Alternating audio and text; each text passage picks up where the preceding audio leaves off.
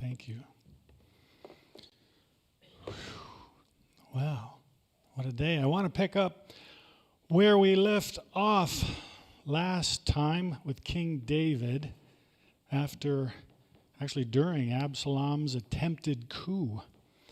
But to do justice to this part of the story, or the experience, I should say, I want to back up and pick up the line of another character that will lead up and into and overlap with this story that brings out a little more about King David and his judgment. It's a Bible character I think we can all relate to, but none of us are named after. There's a few of those, but this one in particular, his name is Mephibosheth. That's right, John, Mephibosheth.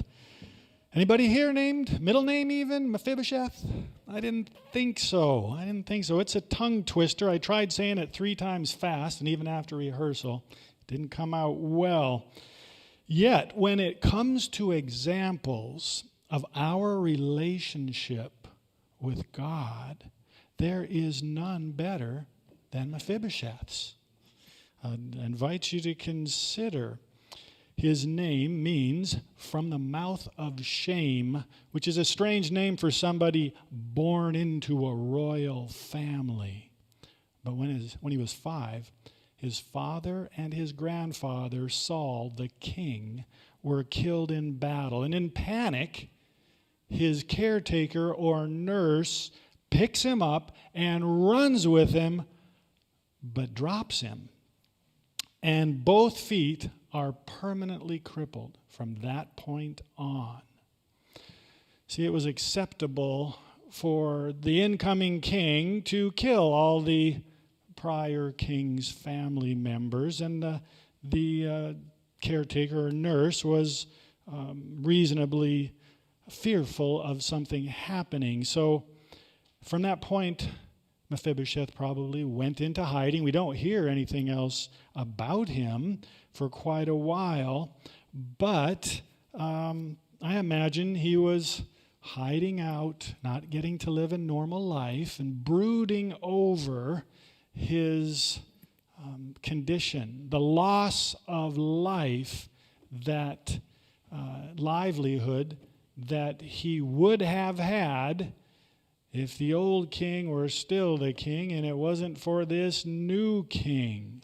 So I picture every feeble step he took, maybe even painful, a bitter reminder of what this king cost him. And most likely every tidbit of news of the accomplishment of this King David did nothing to change his mind, as that primary framework was one of disgust and discouragement every day, step after step, day after day, year after year, until he's an adult. 2 Samuel chapter 9, and he asks, David remembers. I need to give you a quick review and then we'll bring you up to it, but it's in 2 Samuel chapter 9.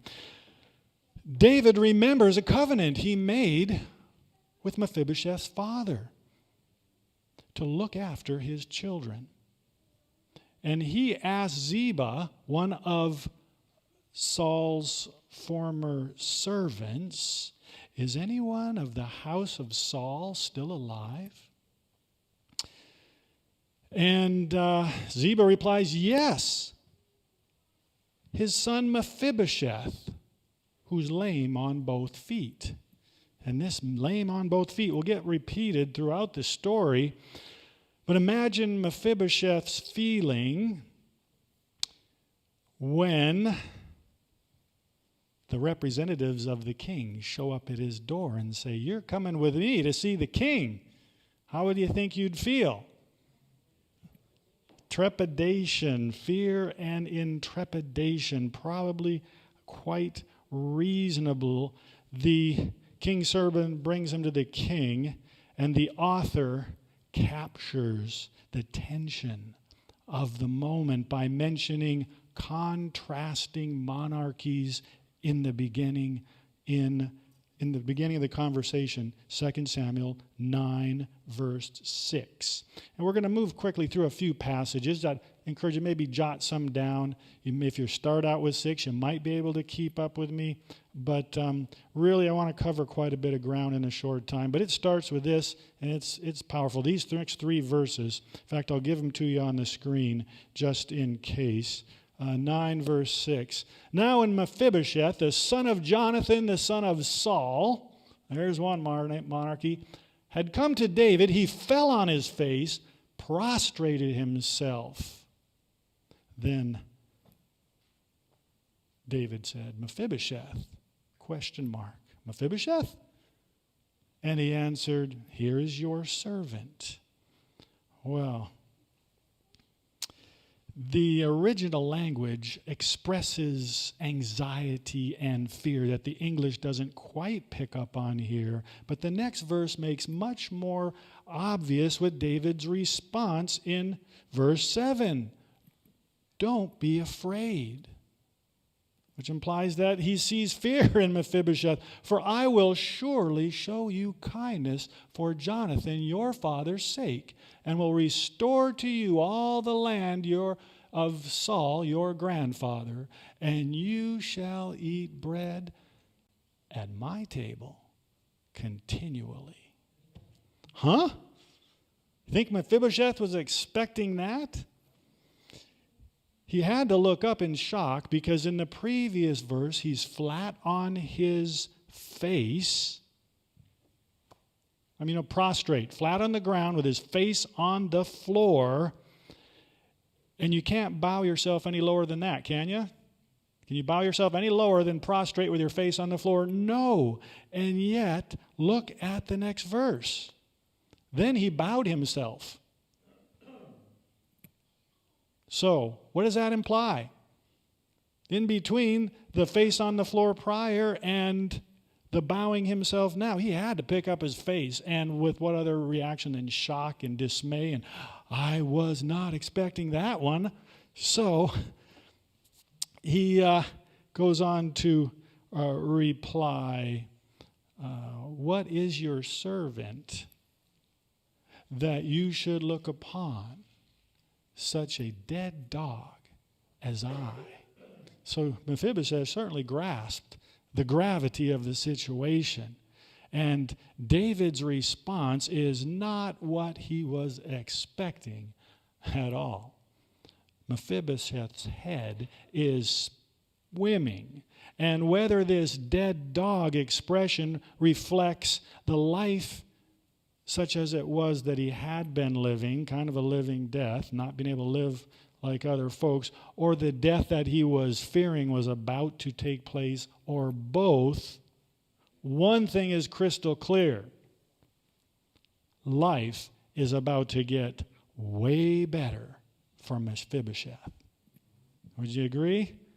Yeah, pretty obviously.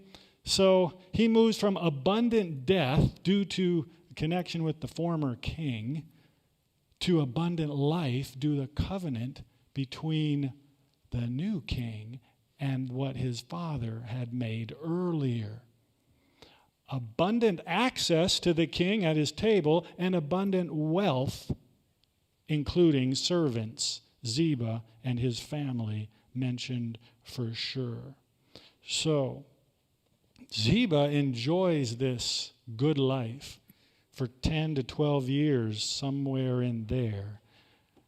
But then Absalom storms the palace, is what we talked about last week. And the king flees for his life. And in 2 Samuel, if you want to run ahead to chapter 16, 1 to 4, I'll give you a little summary. 2 Samuel 16, 1 to 4. Ziba catches up with a couple donkeys, hundreds of loaves of bread, raisins, fruit, and drink for David and his followers. There's at least 1,000, but he brought 2 donkeys loaded with a lot of food, which would be a welcome sight if you are scrambling for your life in the wilderness. And then David asked Ziba, Where's Mephibosheth? And Ziba says, he's still in Jerusalem. And he says he's getting the kingdom of his father back. Then the king said to Ziba in verse 4, everything I gave to Mephibosheth now belongs to you. It seems the king's table wasn't enough for Mephibosheth. He wanted the king's seat, like Absalom.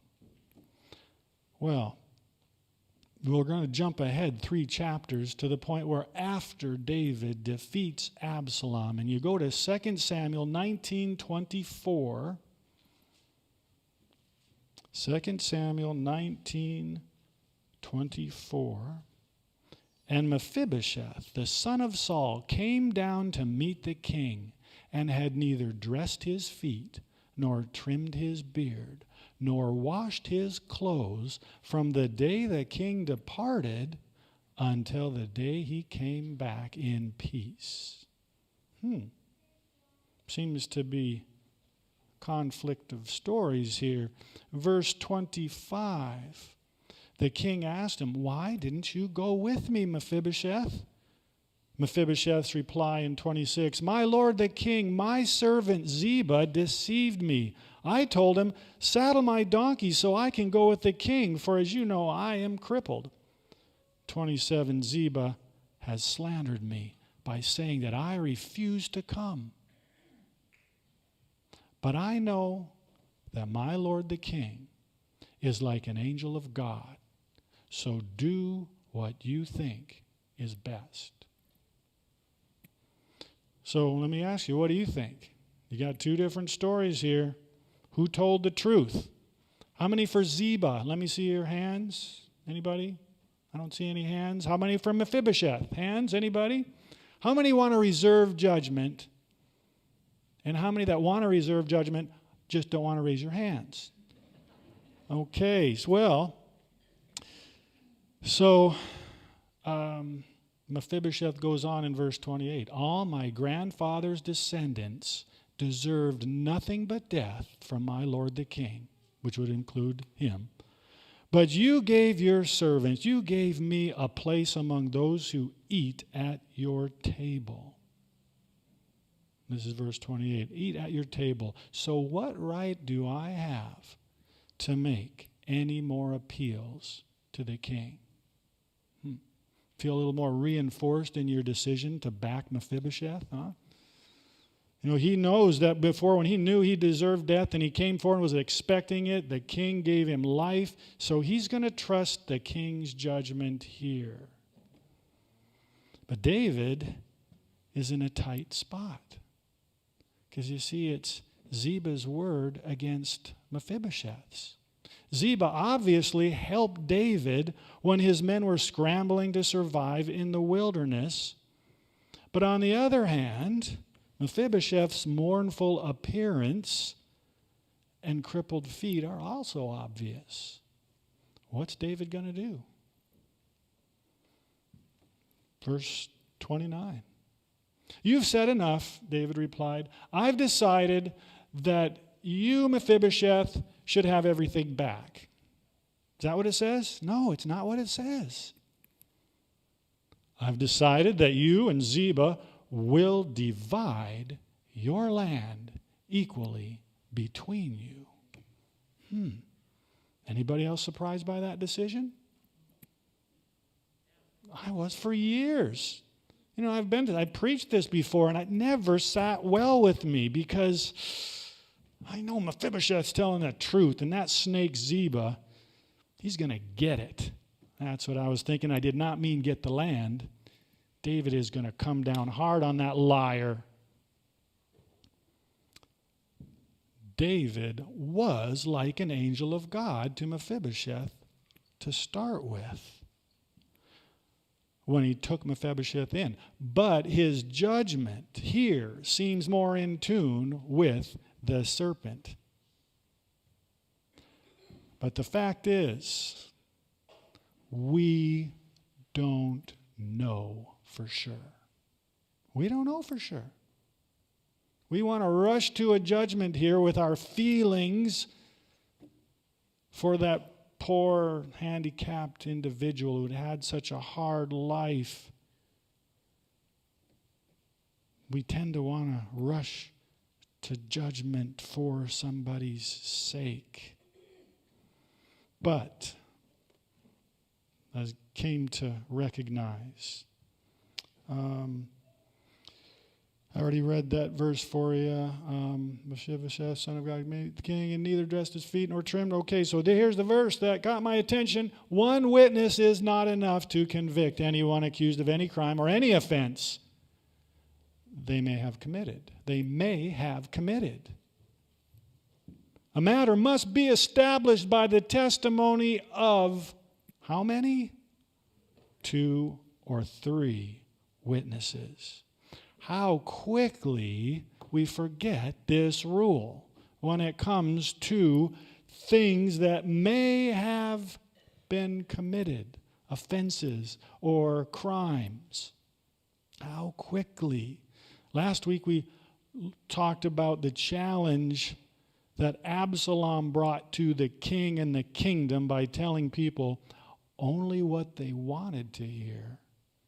But this week, we see the challenge to the king and his kingdom of a outright lie. The damage that can do, especially when we forget this rule.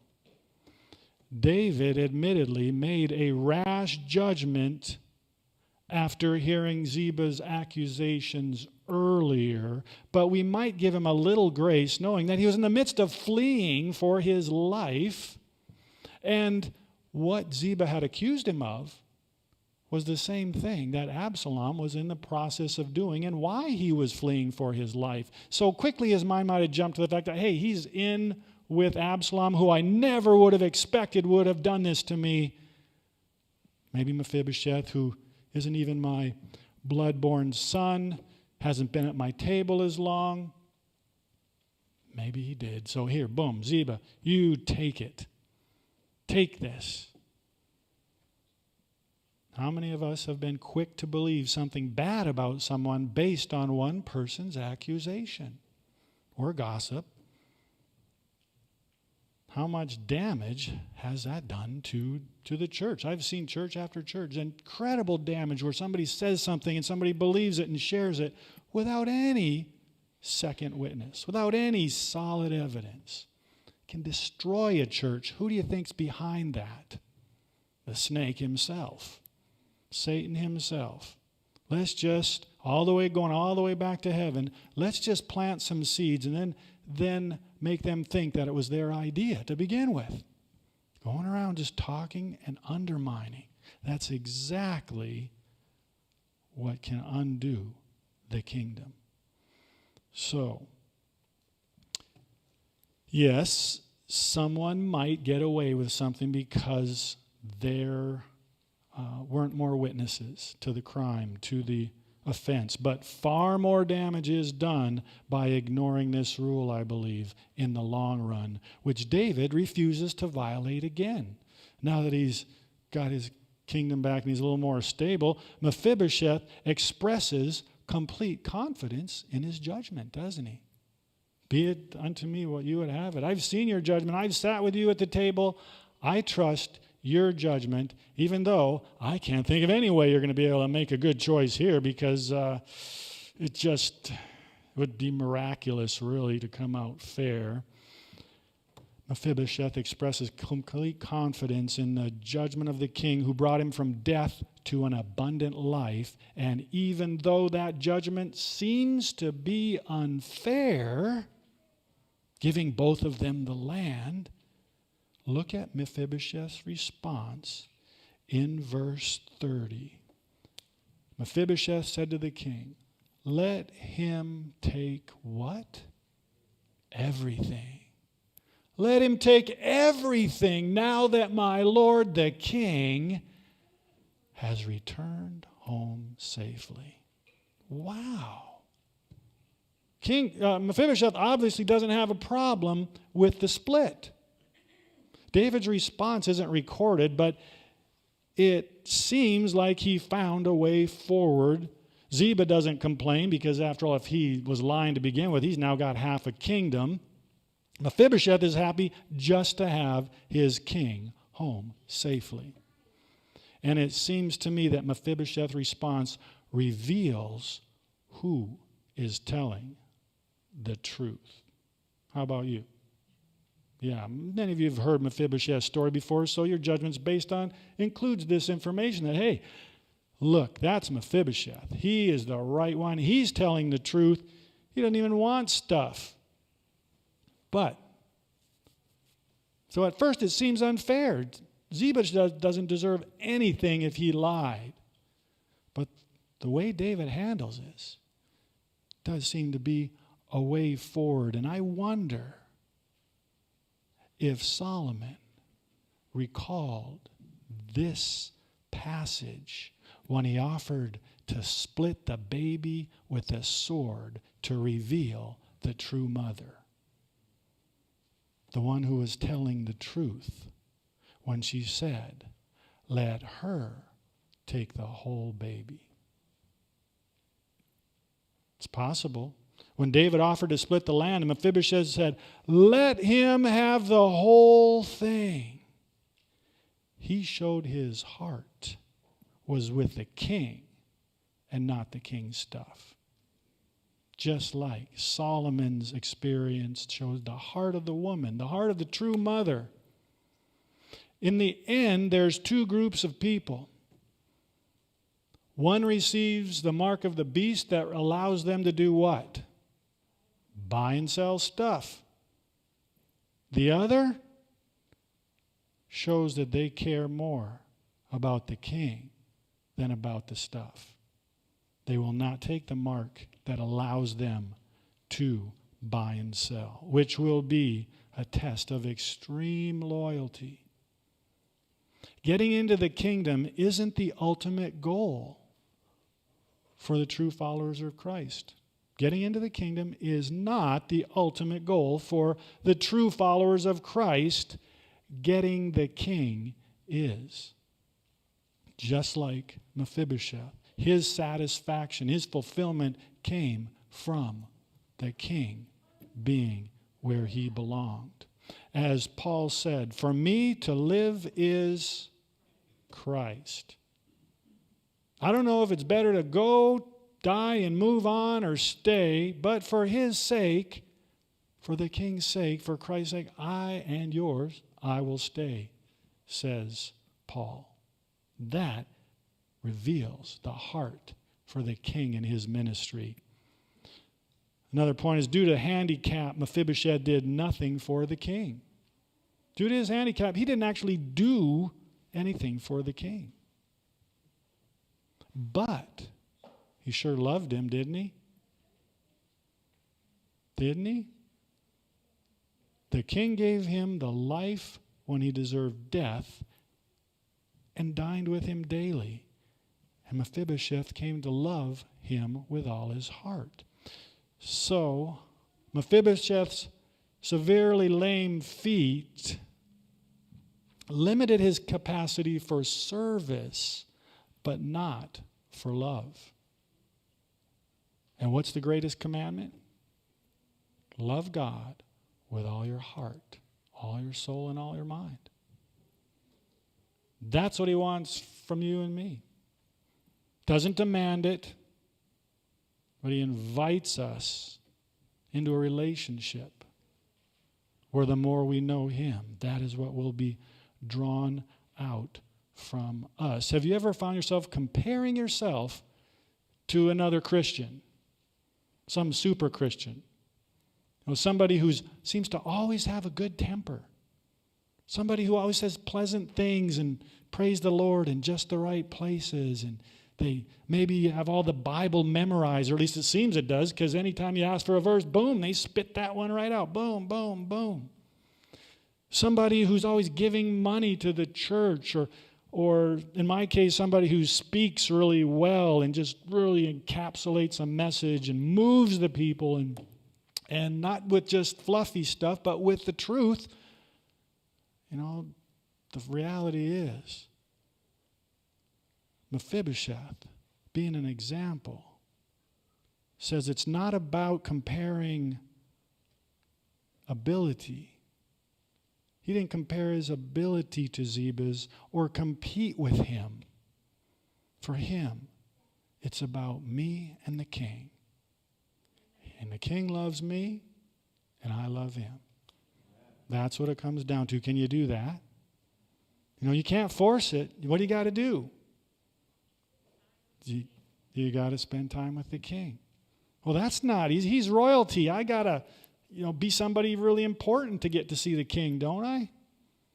Not according to Mephibosheth's story. There was nothing Mephibosheth did that got him access to the king. Nothing he did on his own. Absolutely zero. It's because the king's covenant with his father. Did you know that you have a father who made a covenant with the king that gets you the goods? Did you know that? How about Father Abraham? It's through him we received the promise. Looks quite a bit like Mephibosheth's. Our experience was abundant death in our being dead in sin and our loyalty to ourself and to selfishness. We move from there to abundant life because of the covenant that God made with Abraham a long time ago. And you find in the New Testament confirmation. It's not just literal blood-born people, but spiritual blood-born people that inherit that promise through Christ, the seed. So abundant life because of that covenant between my spiritual father and the King of Kings. I have abundant access to the new king. Invited to a heavenly banquet to live and reign with him for eternity. Abundant wealth. There's a mansion waiting for us. He has made a place for us. He says, where I've gone, I will come back and get you to be in my kingdom with me. So it's not what you can do compared to others that matters to God. It's what you do with what you have. Your capacity to receive the love that he's got for you and respond with what you have for him. David is only a type. His judgment failed or was not perfect. He's only a type of Christ. To go back to our Sabbath school, John, he's a type of Christ who is the King of Kings. With perfect judgment, as Roxy brought out in her presentation this morning, God is the upright, fair judge. And he judges in our favor because of Christ. And I'm so confident that you will see something, or you have already seen something of yourself in Mephibosheth's story, like I said to begin with. That we all can relate to him, though none of us have his name, have a name like his. But I just want to give you a little memory text so you don't forget these things. It is about me and the king, not about comparing. But if you watch the screen, you see this little dot after me. Think of that as an abbreviation from Mephibosheth. Remember his story and how little he could literally accomplish for the king, and yet how he came to fulfill the greatest commandment, to love his king with all his heart. And then we can remember God's call to us. He didn't call me to be a John Anderson or a Jim Hohen or a Neil Buthorn. He didn't call you to be them either, unless you are them. He calls us to be us, to respond to him with the capacity he's given to us, to spend time with him at his invitation And we will find ourselves one day face to face, eyeballs to eyeballs, with the King of Kings that we have come to love with our whole hearts. Is that you? That's me. I pray you remember Mephibosheth and what God has for you that you can count on. I've asked Brad to play a song in closing. Again, Wintley Phipps. Last week I played something. I can't help but want to play something that we'd be more used to in our congregation.